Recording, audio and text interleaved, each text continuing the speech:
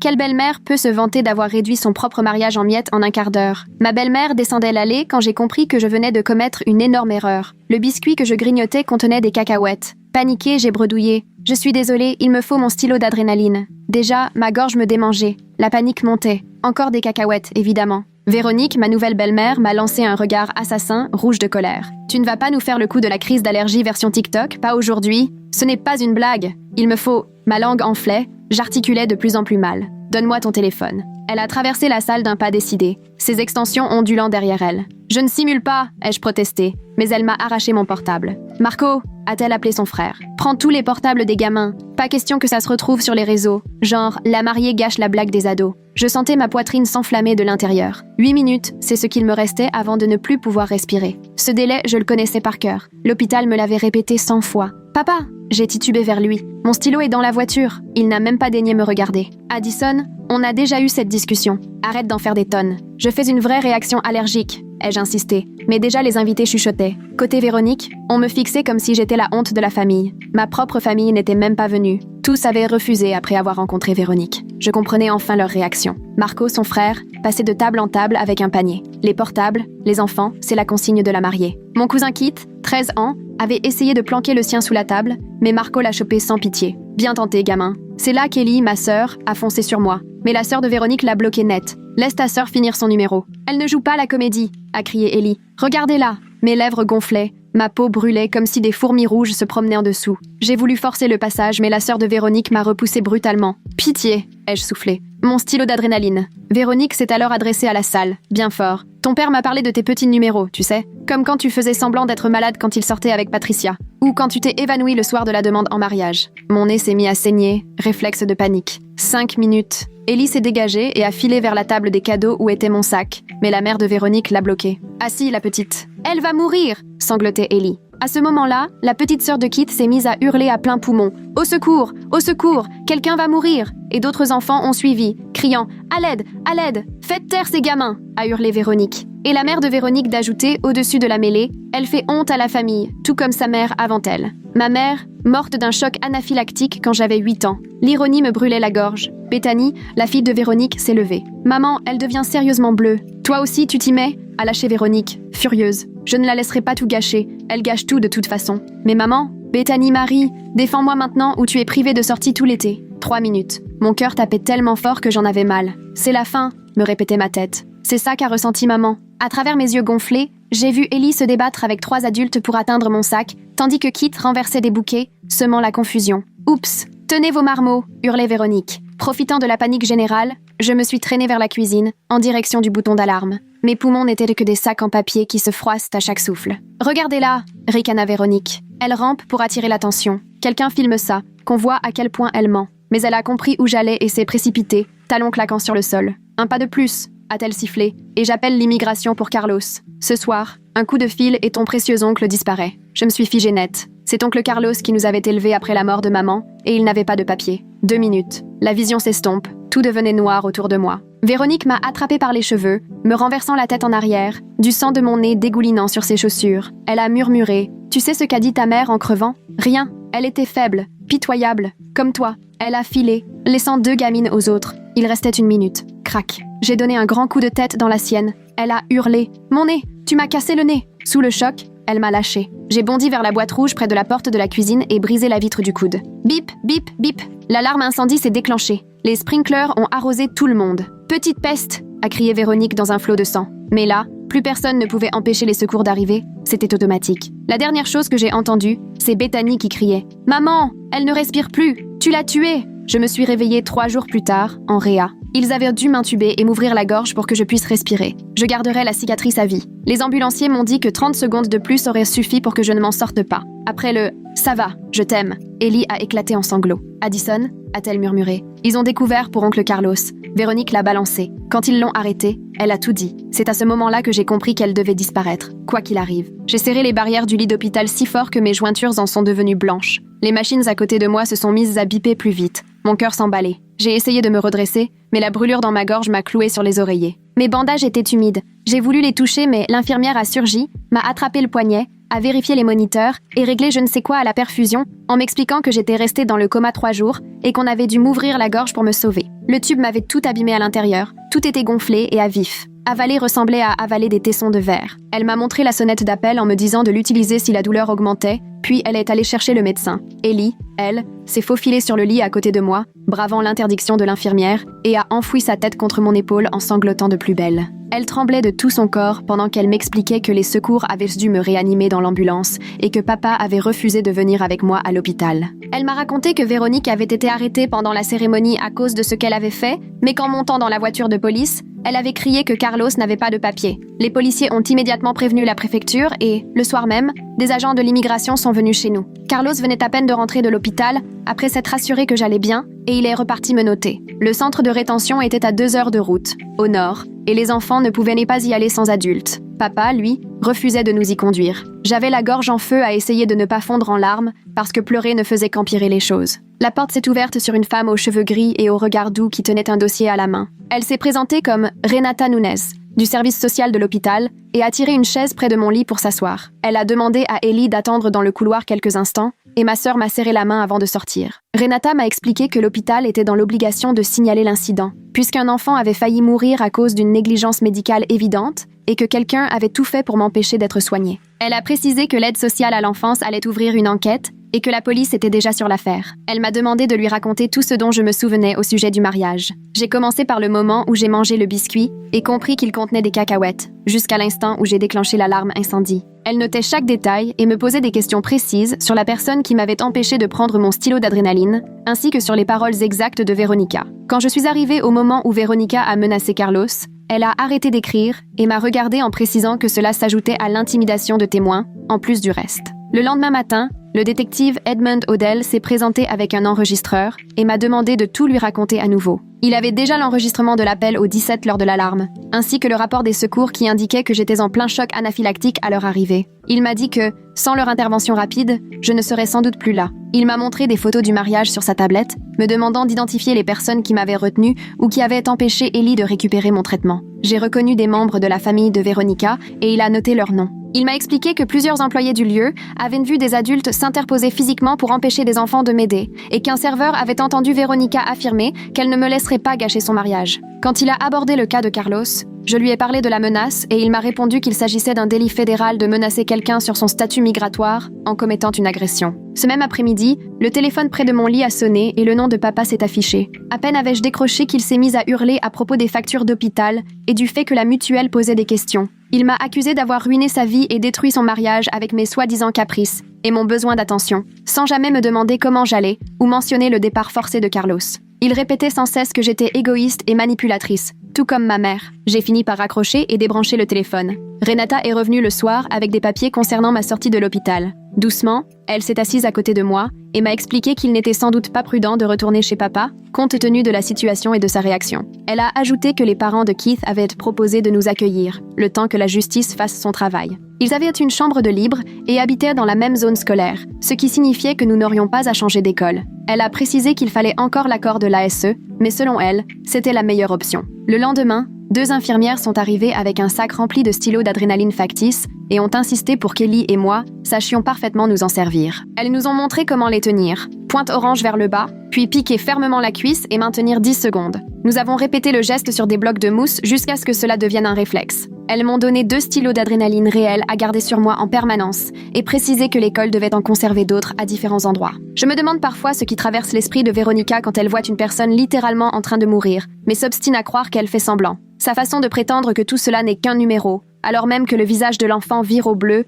et que du sang lui coule du nez, me fait vraiment me demander comment on peut ignorer des signes physiques aussi évidents. L'infirmière m'a expliqué que je ne devais plus jamais sortir sans mes stylos. Une femme en tailleur s'est ensuite présentée comme l'avocate commise d'office chargée de nous épauler, et elle m'a recommandé de ne rien publier sur Internet à propos de ce qui était arrivé. Elle a insisté sur le fait que tout ce que j'écrirais pourrait se retourner contre nous au tribunal. Elle m'a remis un carnet pour y noter, en privé, tout ce dont je me souvenais avec les dates, les heures et les propos exacts. J'ai passé les 2 heures suivantes à remplir des pages entières de souvenirs pendant qu'ils étaient encore frais. Elle a pris des photos de mon pansement au cou et des bleus sur mes bras, là où on m'avait agrippée. Ce soir-là, le téléphone de l'hôpital a sonné. Une femme prénommée Juliana Norwood s'est présentée comme avocate spécialisée en droit des étrangers. Elle a expliqué avoir été contactée pour le dossier de Carlos et qu'elle devait nous rencontrer au plus vite. Elle a détaillé la complexité d'une rétention administrative, précisant qu'il faudrait réunir de nombreux documents pour prouver que Carlos était un tuteur fiable et bien intégré dans la communauté. Elle a dit qu'il faudrait des lettres d'enseignants, de voisins et de son employeur attestant de sa responsabilité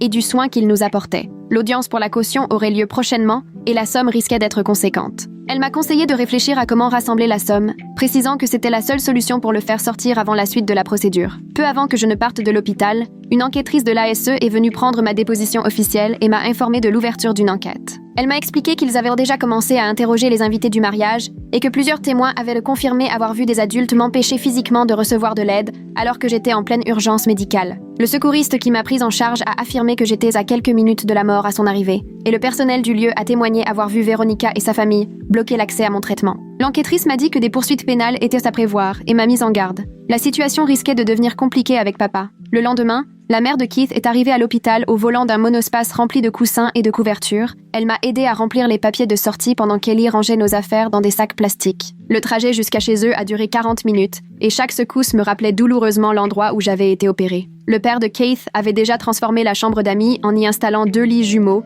avec des couettes bleues toutes douces qui sentirent bon l'assouplissant. Sa mère a ouvert tous les placards pour me montrer les autocollants qu'elle avait collés sur tout ce qui pouvait contenir des arachides ou provenir d'usines traitant des fruits à coque. Elle avait acheté 3 sortes de pastilles pour la gorge et différentes boissons protéinées, sachant que j'avais encore du mal à avaler des aliments solides. Ce premier soir, j'ai tenté de manger de la purée, mais c'était comme essayer d'avaler du verre pilé. Alors je me suis rabattue sur les boissons nutritionnelles de l'hôpital, qui avaient un goût de craie mais ne me faisaient pas souffrir. En croisant mon reflet dans la salle de bain, je voyais cette cicatrice rouge et furieuse traverser ma gorge, cachée par du sparadrap, et à chaque fois, une boule se formait dans ma poitrine en repensant à l'aspect du cou de maman dans son cercueil. 3 jours après, Juliana est arrivée à la maison avec une pile de dossiers sur le droit des étrangers et s'est installée à la table de la cuisine pour nous expliquer comment fonctionnait la rétention par l'immigration et pourquoi le dossier de Carlos serait difficile à défendre. Elle nous a montré des statistiques sur les montants des cautions et sur les chances de réussite pour les personnes en situation irrégulière impliquées dans des enquêtes pénales. Elle a insisté pour qu'on réunisse des lettres de son patron au garage, de nos voisins et de nos professeurs,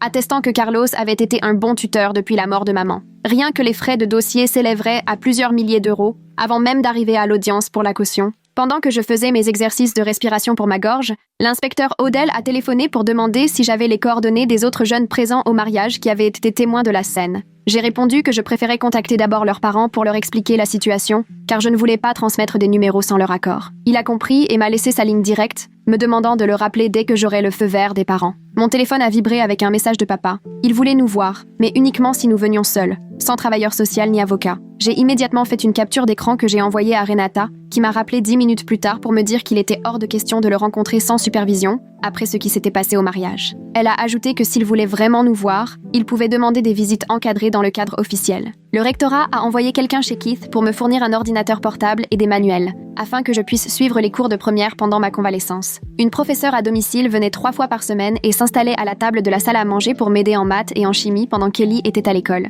Ça faisait drôle de suivre les cours toute seule, sans le brouhaha des autres élèves ni la sonnerie de la récré. Un soir, Keith m'a montré son téléphone. Sur l'Instagram de Véronica, il y avait de belles photos de mariage, soigneusement recadrées pour masquer le chaos. Sa légende m'accusait d'avoir cherché à gâcher son grand jour avec une fausse crise d'allergie pour attirer l'attention, comme je l'aurais déjà fait lors d'autres réunions de famille. Sa sœur et ses cousines commentaient « Certains ne supportent pas le bonheur des autres » ou « Les ados d'aujourd'hui sont prêts à tout pour qu'on les remarque ». Mes mains tremblaient en défilant les commentaires de gens qui n'étaient même pas là, mais qui prenaient pour argent comptant sa version des faits. Ce soir-là, Juliana m'a appelé après que je lui ai envoyé les captures d'écran et m'a recommandé de ne surtout pas répondre ni commenter, même si j'en avais envie. Tout ce que je pourrais écrire risquait d'être retenu contre nous devant le tribunal ou dans le dossier d'immigration de Carlos.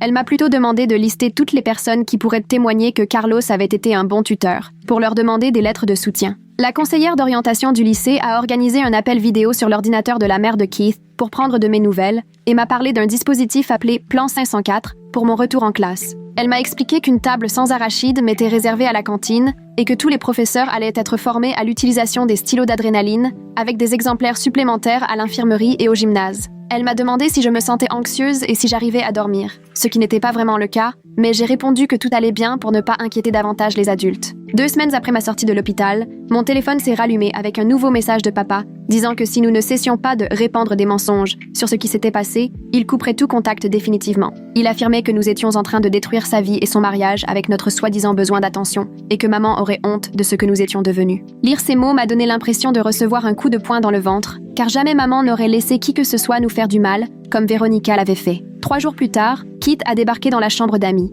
l'air étrange, le téléphone à la main. Il m'a montré la vidéo où sa petite sœur, en voulant prévenir leur mère pour demander de l'aide, avait sans le vouloir filmé un bout du chaos du mariage. L'image était floue et on voyait surtout le sol, mais on entendait distinctement des cris d'enfants, puis l'alarme incendie qui se déclenchait et juste après, les sprinklers qui se mettaient à arroser tout le monde. L'horodatage affiché en bas coïncidait parfaitement avec l'heure de l'appel au 112, d'après ce que les secours m'avaient indiqué. Keith m'a aidé à sauvegarder la vidéo à 3 endroits différents, notamment en me l'envoyant par mail et en la stockant sur un cloud privé, parce qu'on savait tous les deux qu'avec des gens comme Véronica, les preuves avaient une fâcheuse tendance à disparaître. Le lendemain matin, je me suis rendue au tribunal du centre-ville pour déposer une demande d'accès aux archives publiques et obtenir l'enregistrement de l'appel au 112, ainsi que tous les rapports de cette nuit-là. La greffière derrière sa vitre m'a dit qu'il faudrait compter 2 à 3 semaines pour traiter la demande, à moins de payer un supplément pour accélérer les choses, ce que j'ai fait avec mes économies. Tenir enfin des documents officiels entre les mains, c'était comme bâtir un mur, brique après brique, entre les mensonges de Véronica et la vérité. L'après-midi, mon téléphone a sonné. C'était le responsable de la salle,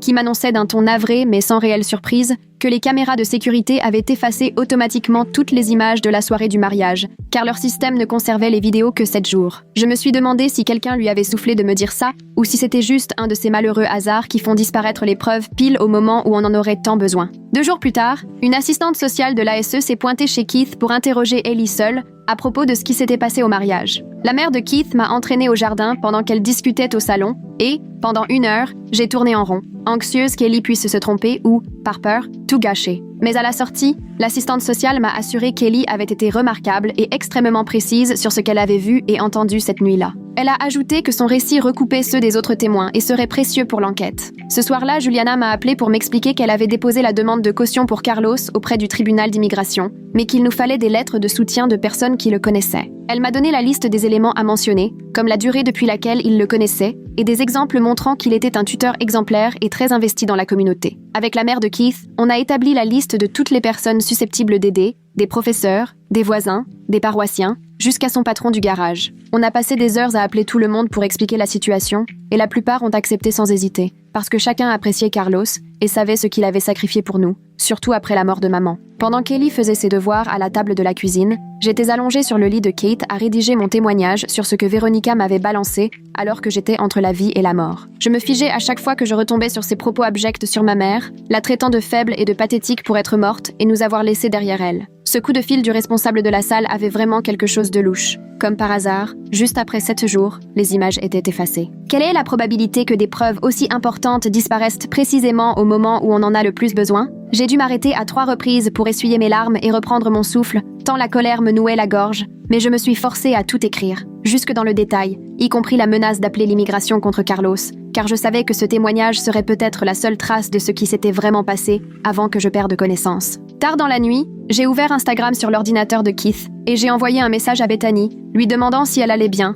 en précisant que je comprendrais si elle ne se sentait pas de me parler. Je suis restée succincte, sans rien mentionner sur la déposition ou l'affaire pour ne pas la mettre dans l'embarras ni lui créer d'ennui avec sa mère. J'ai vu qu'elle avait lu le message en moins de 5 minutes, mais elle n'a pas répondu, et je ne lui en voulais pas. Se retrouver coincée entre son parent et la vérité, c'est sans doute la pire des positions. 1 semaine plus tard, on a tous dû se rendre au tribunal pour l'audience pénale de Véronica, où elle devait plaider. Le procureur m'avait prévenu qu'elle plaiderait sûrement non coupable et serait remise en liberté sous caution, mais l'entendre prononcer ces mots à voix haute, debout là dans son tailleur de luxe, m'a donné la nausée. Le juge a posé des conditions, lui interdisant tout contact avec Ellie ou moi et exigeant qu'elle reste à au moins 150 mètres de nous, mais la voir quitter la salle d'audience au bras de son avocat, c'était comme regarder un serpent retourner dans les hautes herbes. Papa était là aussi, du côté de Véronica, et lorsqu'on est passé devant lui dans le couloir, il s'est détourné, comme si on lui était devenue étrangère. Ellie a tenté d'attraper son bras, mais il s'est dégagé et a accéléré le pas vers la famille de Véronica, qui nous lançait des regards noirs, comme si c'était nous qui avions ruiné leur vie. Ce rejet m'a fait plus mal que je ne l'aurais cru,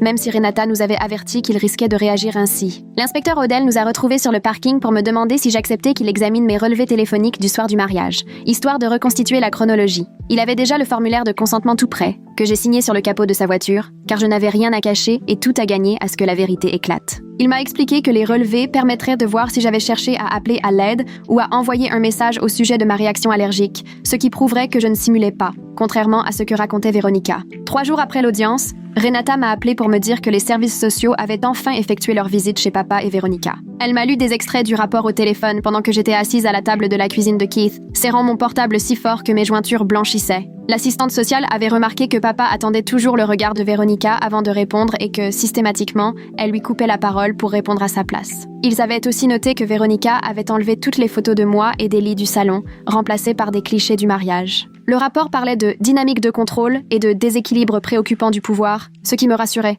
Je n'étais pas folle d'avoir ressenti tout ça. Cette nuit-là, aux alentours de 23h, alors que tout le monde dormait, mon téléphone a vibré, un message de Bethany sur Instagram. Je m'attendais à lire un texte, mais il s'agissait en fait d'un audio accompagné de 3 mots. Je suis désolée. J'avais les mains qui tremblaient en mettant mes écouteurs pour écouter l'enregistrement. J'ai d'abord entendu la voix de Bethany, qui chuchotait qu'elle faisait ça en cachette. Puis, en fond, on entendait Véronica, au téléphone avec quelqu'un. Elle riait en racontant comment elle avait menacé d'appeler l'immigration contre Carlos pendant que j'étais à l'agonie et se vantait d'avoir été assez maligne pour s'en servir contre moi. L'enregistrement ne durait que 43 secondes, mais tout y était, y compris Véronica qui prononçait clairement mon prénom et celui de Carlos.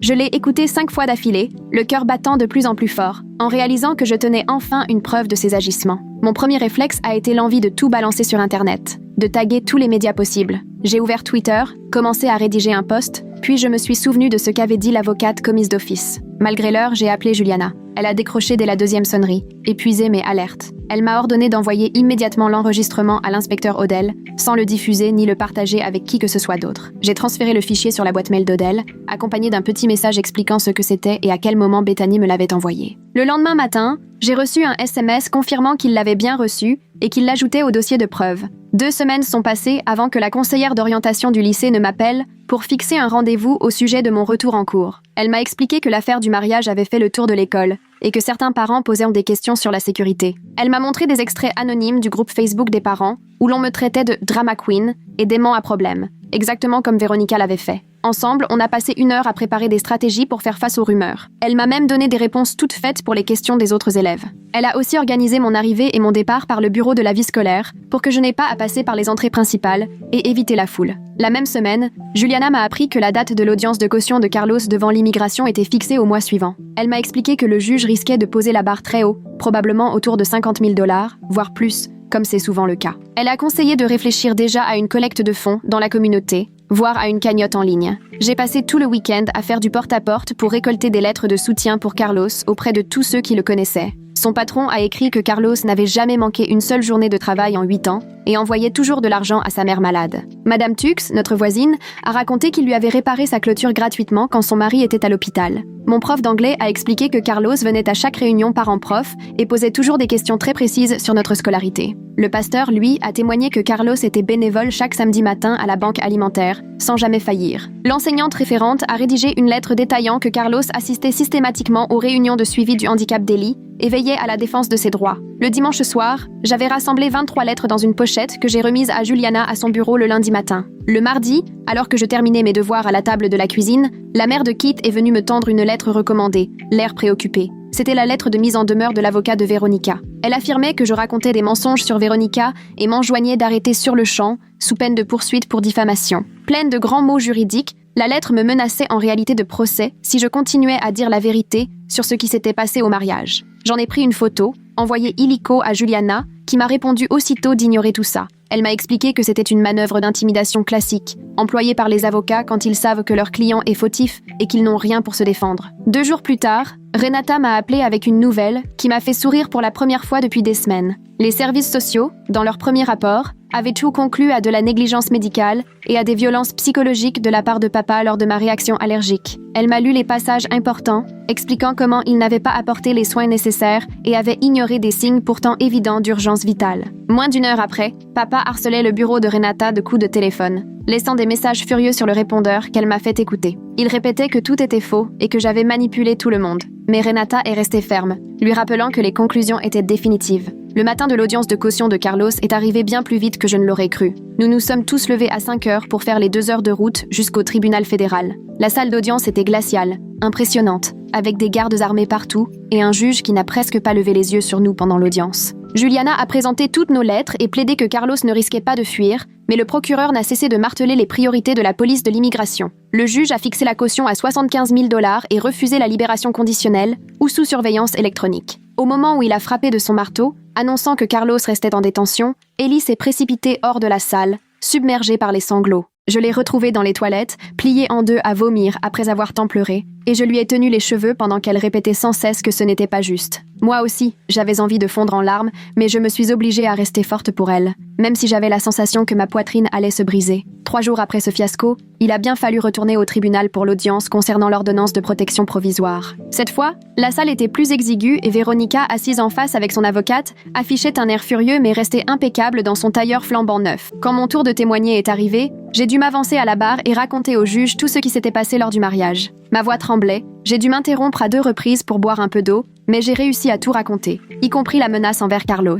Le juge m'a posé des questions détaillées sur la chronologie des faits et j'ai répondu du mieux que j'ai pu, sans jamais croiser le regard de Véronica. Une fois mon témoignage terminé, le juge a accordé l'ordonnance de protection pour 6 mois et a averti Véronica très clairement de ne pas chercher à influencer les témoins. Elle devait désormais rester à au moins 150 mètres de moi et d'Ellie, et il lui était interdit de nous contacter, même indirectement. Le lendemain matin, mon téléphone a vibré. Un message provenant d'un numéro inconnu. Il disait « Addison, ma chérie, il faut qu'on parle de ce malentendu. Rappelle-moi s'il te plaît, papa. » Je suis restée à fixer l'écran pendant 10 secondes, puis j'ai fait une capture d'écran que j'ai envoyée directement à l'inspecteur Odell, en précisant bien qu'il s'agissait d'une violation de l'ordonnance. Je n'ai pas répondu à mon père. Odell m'a répondu en moins de 5 minutes pour m'assurer qu'il prenait les choses en main et que je devais continuer à tout consigner. Que Bethany ait pris le risque d'envoyer cet enregistrement me fait me demander ce qu'il a finalement décidé à agir ainsi contre sa propre mère. Il a vraiment dû lui falloir beaucoup de courage, sachant ce qu'il attendait en rentrant chez elle. 2 semaines ont passé avant que je me sente prête à tenter de retourner à l'école, en demi-journée pour commencer. La mère de Keith m'a déposé tôt ce lundi matin-là et m'a accompagnée jusqu'au bureau pour vérifier que tout était en ordre côté administratif. Le proviseur nous a rassurés. Tout le personnel avait été informé de ma situation médicale et de mon nouvel emploi du temps. Pour le moment, je n'assistais qu'aux cours du matin, avec la possibilité de rallonger si je me sentais suffisamment en forme. Les 2 premiers cours se sont déroulés sans encombre, mais dès mon entrée dans la cantine pour la pause, une odeur m'a frappé de plein fouet, du beurre de cacahuète. 3 tables plus loin, quelqu'un mangeait un sandwich au beurre de cacahuète et à la confiture, et mon corps a réagi au quart de tour. J'ai senti ma poitrine se serrer, mes mains se sont mises à trembler, et j'avais du mal à respirer, même si je savais pertinemment que je n'avais rien mangé. Tout a commencé à tourner autour de moi, je me suis agrippée à la première table venue pour ne pas m'effondrer, attirant par la même occasion l'attention de tout le monde. L'infirmière est arrivée en courant dès qu'on lui a signalé que je n'allais pas bien, et elle m'a aidée à rejoindre son bureau où je me suis assise, la tête entre les genoux, en essayant de retrouver mon souffle. Elle ne cessait de me répéter que j'étais en sécurité et qu'il ne s'agissait que d'une crise d'angoisse, pas d'une réaction allergique, mais mon corps refusait de la croire. Il m'a fallu 20 minutes pour respirer normalement à nouveau, et encore 10 de plus pour cesser de trembler. L'infirmière a appelé la mère de Keith afin qu'elle vienne me chercher plus tôt, et je me suis sentie tellement bête et faible de ne pas réussir à supporter une simple odeur. Le lendemain, nous avions la réunion du plan 504 dans la salle de conférence, avec le proviseur, l'infirmière, la coordinatrice du district et 2 enseignants. Ils ont passé en revue chaque étape de mon protocole pour l'allergie et se sont assurés que tous savaient utiliser un EpiPen. L'infirmière a fait une démonstration avec un stylo d'entraînement et chacun a dû prouver qu'il savait s'en servir correctement. Ils ont réservé une table sans arachides à la cantine et installé de nouveaux panneaux rappelant de ne pas partager la nourriture. La coordinatrice a précisé qu'un mail serait envoyé à tous les parents pour leur rappeler la gravité des allergies et leur demander d'éviter autant que possible les produits à base d'arachides. Toutes ces mesures me rassuraient un peu sur le fait de retourner en cours, même si je restais tendue à chaque passage devant la cantine. Ce même après-midi, l'inspecteur Odell a appelé avec une bonne nouvelle. Il avait reçu l'enregistrement envoyé par Bethany et ses collègues techniques avaient confirmé son authenticité. L'horodatage correspondait parfaitement au relevé des appels d'urgence du mariage. Il m'a expliqué que l'enregistrement prouvait clairement que Véronica avait menacé Carlos pendant ma réaction allergique et qu'avec tous les témoignages recueillis, leur dossier tenait la route. Il avait l'air sûr de lui et pour la première fois, j'ai commencé à espérer que Véronica devrait enfin rendre des comptes. 3 jours plus tard, Juliana a emmené Ellie et moi au centre de détention pour essayer de voir Carlos.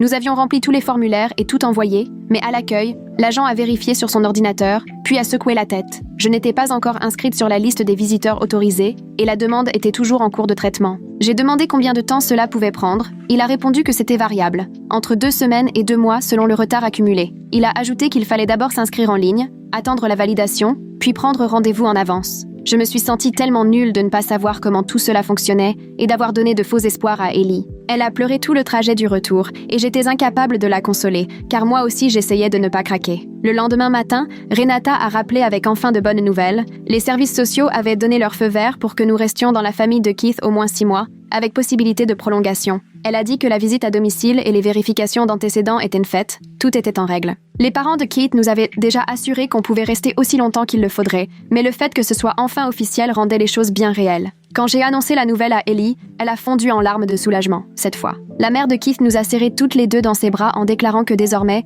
nous faisions partie de la famille, ajoutant qu'elle avait déjà commencé les démarches pour nous inscrire sur leur assurance. Ce soir-là, mon téléphone a vibré, un message de Bethany. Elle expliquait que l'avocat de sa mère lui posait des questions sur le mariage et qu'elle était terrifiée. Elle écrivait qu'elle témoignerait si elle recevait une convocation, mais qu'elle redoutait par-dessus tout la réaction de sa mère. Je lui ai répondu que je comprenais parfaitement et qu'elle devait d'abord penser à sa propre sécurité. Je lui ai dit qu'elle m'avait déjà beaucoup plus aidée qu'elle ne s'en doutait en m'envoyant cet enregistrement et que je ne voulais surtout pas qu'elle prenne de risques pour moi. Elle a simplement envoyé un cœur en emoji, puis plus rien. La conseillère d'orientation du lycée m'a fixé un premier rendez-vous chez la psychologue pour le jeudi après-midi. J'ai passé 5 minutes assise dans son bureau sans réussir à dire un mot. Elle m'a demandé de lui parler du mariage. J'ai essayé, mais j'ai dû m'interrompre plusieurs fois pour boire de l'eau. Quand elle a abordé la mort de ma mère dans des circonstances semblables, j'ai totalement craqué. Cela faisait des années que je n'avais pas pleuré pour maman. Mais là, en essayant d'expliquer ce que ça faisait d'avoir frôlé la mort exactement comme elle, tout est remonté d'un coup. La psychologue n'a rien dit, me laissant pleurer sans intervenir ou minimiser.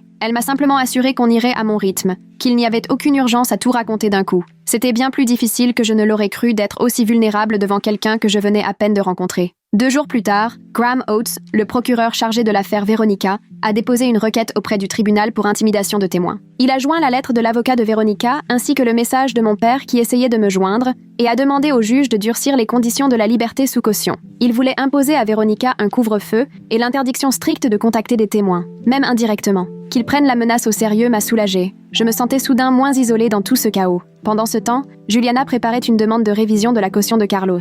Elle avait rassemblé des lettres de 15 membres supplémentaires de la communauté, dont notre pasteur, ainsi que 3 collègues de Carlos et son patron au restaurant. Elle avait aussi réuni des documents prouvant qu'il vivait ici depuis 12 ans, sans jamais avoir été arrêté, ni même avoir eu une contravention. Elle était prudemment optimiste sur nos chances d'obtenir une caution réduite à un montant abordable. Le lendemain matin, Renata a appelé avec des nouvelles concernant papa et l'enquête des services sociaux. Elle a expliqué que papa devrait suivre un accompagnement s'il voulait revoir Ellie et que toutes les visites devraient être supervisées par un référent agréé dans un centre en centre-ville. Le programme imposait des cours de parentalité, des séances de gestion de la colère et un suivi individuel pour comprendre comment il avait pu en arriver à risquer de me perdre le jour de son mariage. Ellie écoutait la conversation en haut-parleur, tordant nerveusement le torchon de la mère de Kate entre ses mains, au point d'en avoir les jointures blanches. Renata a précisé que la supervision ne garantissait pas tout, mais qu'au moins quelqu'un serait là pour éviter qu'il se passe quoi que ce soit de grave pendant les visites. 3 jours plus tard, Graham Oates m'a appelé pour m'annoncer que l'audience préliminaire aurait lieu le jeudi suivant à 9h. Il voulait me voir l'après-midi même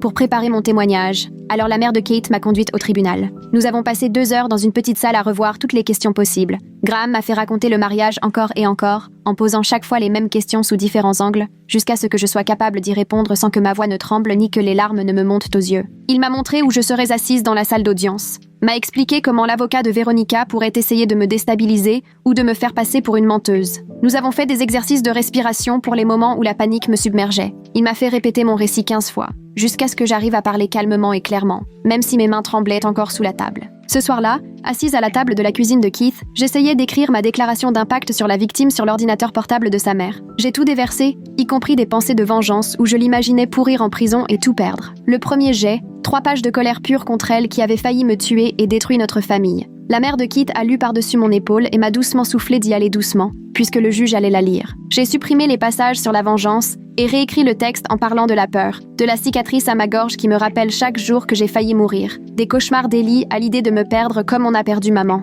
La version finale tenait sur une page, mais Graham a assuré qu'elle était percutante et suffisait à marquer les esprits. 2 jours avant l'audience, papa a appelé sur le fixe de Keith pendant le dîner. Son père a décroché, puis m'a tendu le combiné l'air inquiet. Papa a commencé par une excuse maladroite sur ce qui s'était passé au mariage. Mais avant même que je puisse répondre, il s'est mis à exiger que je retire mes accusations, que je dise à tout le monde que j'avais exagéré. Il voulait que je revienne sur tout, que je dise au procureur qu'il s'agissait d'un malentendu. Il répétait que Veronica était une bonne personne, seulement stressée ce jour-là, et que j'étais en train de détruire sa vie avec mes histoires. Mes mains tremblaient en tenant le téléphone, mais j'ai réussi à lui dire non, d'une voix claire, avant de raccrocher. Aussitôt, La mère de Kate a prévenu Graham pour signaler la violation du contact, tandis que j'essayais de reprendre mes esprits à table. Ce soir-là, Bethany m'a envoyé un message depuis un numéro inconnu. Elle expliquait que l'avocat de sa mère lui mettait la pression pour son témoignage, mais qu'elle ne mentirait pas si elle devait se présenter. Elle disait qu'elle dirait la vérité sur l'enregistrement et sur ce qu'elle avait vu au mariage, même si elle redoutait la réaction de sa mère en l'apprenant. Elle ajoutait que m'avoir vu frôler la mort avait provoqué un déclic en elle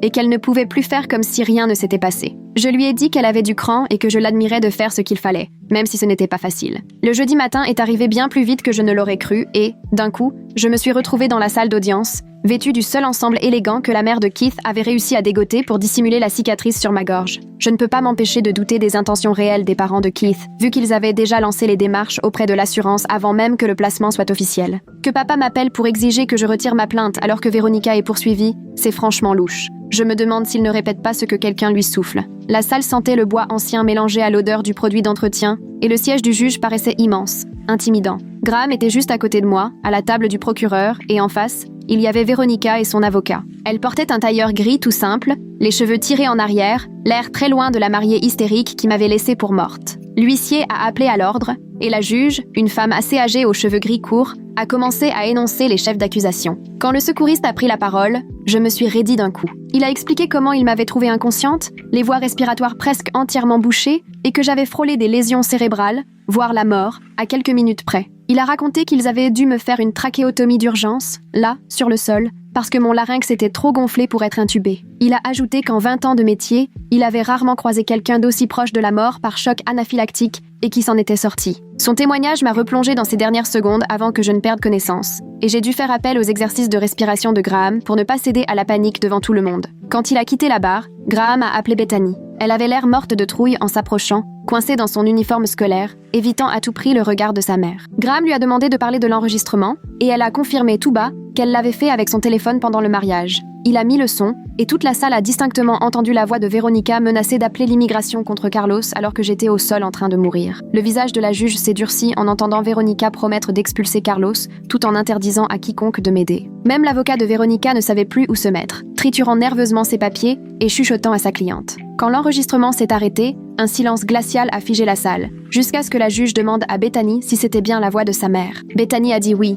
avant de fondre en larmes. Après tous les témoignages, la juge n'a pas hésité une seconde à prolonger l'ordonnance d'éloignement pour la durée maximale autorisée. Elle a averti Véronica que toute tentative d'intimidation ou de pression sur un témoin se solderait par une incarcération immédiate, et elle a imposé des conditions de caution encore plus strictes. Bracelet électronique, couvre-feu. Elle a conclu que les preuves montraient clairement un danger pour les mineurs et qu'aucun écart ne serait toléré. Pour la première fois depuis le mariage, j'ai eu le sentiment que la justice pouvait réellement nous protéger et que Véronica ne s'en sortirait pas sans payer les conséquences. La semaine suivante, c'était l'audience où le juge devait décider s'il baissait la caution de Carlos au tribunal de l'immigration, en centre-ville. Juliana avait réuni 37 lettres de soutien de membres de la communauté, ainsi que tous les papiers prouvant que Carlos vivait ici depuis 12 ans, sans histoire ni antécédents. Le juge a épluché tout ça pendant que la salle retenait son souffle. Après 40 minutes d'arguments, il a fini par annoncer qu'il réduisait la caution de 50 000 à 15 000 $. Ça restait énorme, mais tout à coup, c'était envisageable. Alors qu'avant, on avait l'impression que c'était foutu d'avance. Juliana s'est tout de suite mise à téléphoner dans le couloir du tribunal. En 3 jours, notre église a récolté 8 000 $ grâce aux dons et à la vente de gâteaux. Les parents de Keith ont contracté un prêt de 5 000 $, et le patron de Carlos a complété avec les 2 000 restants. La mobilisation de la communauté a été incroyable. Même des gens qui nous connaissaient à peine donnaient ce qu'ils pouvaient. Une semaine plus tard, j'attendais devant le centre de rétention avec Ellie et Juliana, le cœur battant, jusqu'à ce que Carlos sorte enfin, le bracelet à la cheville, mais le sourire aux lèvres. Ellie s'est jetée dans ses bras en pleurant, et moi, j'avais du mal à ne pas m'écrouler sur le parking. De retour chez Keith le soir même, Carlos nous a prises dans ses bras sur le canapé, une étreinte qui semblait ne jamais vouloir finir. À travers la toile de son jean, je sentais son bracelet électronique contre ma jambe. Il sentait le savon du centre, son regard était fatigué, mais il était là, et c'était tout ce qui comptait. « Mija, il faut que tu me promettes quelque chose », a-t-il dit doucement. J'ai posé la tête sur son épaule, j'ai hoché la tête. Pas de vengeance, pas de magouille, rien d'illégal contre cette femme ou ton père. Il a posé ses mains sur mes épaules, me regardant droit dans les yeux. On fait les choses honnêtement, par la justice, avec les avocats. J'avais envie de protester, mais son regard m'a coupé toute envie de discuter. Après des semaines enfermées à cause de l'appel de Véronica, c'était lui qui me demandait de rester droite. J'ai serré les poings, puis j'ai accepté, parce qu'en le voyant là, je ne pouvais rien promettre d'autre. Le lendemain matin, Graham a appelé alors que je prenais mon petit déjeuner à la table de la cuisine chez Keith. Il m'a expliqué que l'avocat de Veronica refusait tout arrangement, ce qui voulait dire qu'on allait devoir aller jusqu'au procès. Il va falloir patienter des mois. Ce sera stressant. Mais au moins, tout sera mis à plat devant le tribunal, m'a-t-il dit. J'ai noté toutes les dates qu'il m'a données sur le calendrier que la mère de Keith avait accroché sur le frigo. 3 jours plus tard, Renata est arrivée avec une pile de papiers à faire signer aux parents de Keith. Les services sociaux rendèrent le placement officiel pour au moins 6 mois, avec possibilité de prolongation si besoin. Elle m'a également confirmé que papa ne pourrait voir Ellie qu'en présence d'un surveillant dans les bureaux des services sociaux en centre-ville, et seulement s'il finissait ses stages de parentalité et de gestion de la colère. Ce soir-là, Ellie s'est installée à côté de moi sur le lit, en larmes parce qu'elle ne pourrait plus retrouver papa comme avant. Je lui ai caressé le dos en essayant de la rassurer, lui rappelant que c'était nécessaire pour qu'on soit en sécurité. Mais elle a pleuré jusqu'à ce que le sommeil l'emporte. Petit à petit, l'école a recommencé à ressembler à ce qu'elle était avant, surtout depuis que la conseillère avait mis en place mon plan 504, avec 3 stylos d'adrénaline dispersés dans tout l'établissement. Un à l'infirmerie, un autre au secrétariat, et le dernier dans le tiroir du bureau de mon professeur principal. Tout le personnel a été formé lors d'une réunion spéciale, et ils se sont même entraînés à l'aide d'un vieux stylo et d'un mannequin. Savoir que ces stylos étaient accessibles un peu partout m'a permis de respirer, pour la première fois depuis le mariage, avec un vrai sentiment de soulagement. Dans le bureau de la psychologue, ça sentait la bougie à la vanille et il y avait un appareil qui diffusait un bruit de vague en fond. Elle m'a donné un carnet pour que je note ce qui pouvait me déclencher, puis elle m'a demandé d'y écrire 3 façons de gérer ces moments, à préparer avant notre prochain rendez-vous. Ce soir-là, je me suis retrouvée dans la chambre de Keith, face à ces pages blanches, à essayer de mettre des mots sur le fait que rien qu'une pub de beurre de cacahuète me donnait la nausée maintenant. Il aura fallu 2 semaines avant qu'Ellie ne fasse enfin une nuit entière sans cauchemar lié au mariage. Je l'ai observée de mon lit, à l'autre bout de la chambre, la regardant respirer calmement, son lapin en peluche bien calé sous le menton. Mon corps, lui, restait tendu, prêt à la voir se réveiller en sursaut, mais elle a dormi paisiblement jusque tard dans la matinée. La mère de Keith m'a déniché un vieux caméscope dans un vide-grenier, et j'ai commencé à m'enregistrer pendant que je racontais tout ce qu'on avait vécu, pas pour un juge ni comme preuve, juste pour sortir tout ça de ma tête et le poser quelque part. Je m'enfermais dans la salle de bain, et je murmurais toute l'histoire sous la lumière rouge de la caméra, parce que c'était plus facile de parler à un objectif que devant la psychologue, allez savoir pourquoi. Le dimanche soir, j'avais tout mon mois d'organiser sur le calendrier, chaque chose notée dans une couleur, rouge pour les audiences, bleu pour les rendez-vous de Carlos à l'immigration, vert pour les séances chez le psy, jaune pour ce qui concernait l'école. Papa avait envoyé 6 messages pour demander quand on rentrerait, mais je n'ai jamais répondu. Je m'étais juré qu'on ne remettrait plus jamais les pieds dans cette maison, du moins tant que j'aurais mon mot à dire. Carlos m'a aidé à comprendre que la seule façon de vraiment s'en sortir, c'était d'aller jusqu'au bout, par les voies officielles. Chez Keith, on était en sécurité. On avait des avocats et des travailleurs sociaux pour nous, et on traverserait tout ça ensemble, même si ça devait durer des mois, voire des années. Merci d'être resté avec moi, d'avoir exploré tout ça aujourd'hui. C'est toujours un plaisir de partager cette aventure avec toi. On se retrouve à la prochaine. Et si tu es arrivé jusque-là, laisse un commentaire. Ça me fait toujours plaisir de vous lire.